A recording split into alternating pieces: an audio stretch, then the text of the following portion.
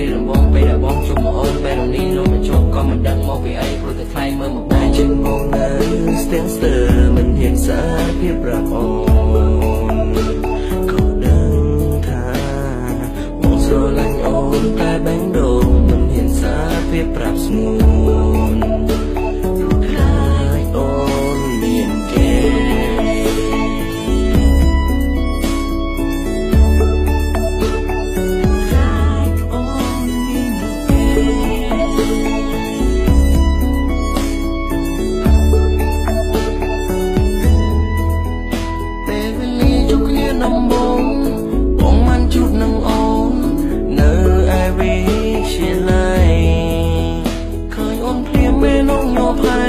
មិនដឹងក្រវៃលើថ្លៃ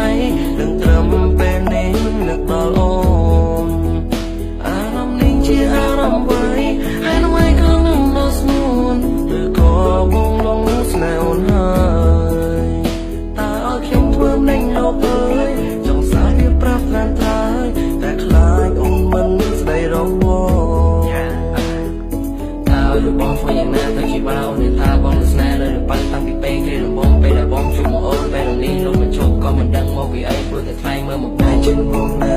ស្ទាំងស្ទើមិនហ៊ានសារភាពប្រាប់អូនក៏ដឹងថាបងស្រឡាញ់អូនតែបែងដូងមិនហ៊ានសារភាពប្រាប់ស្ងួន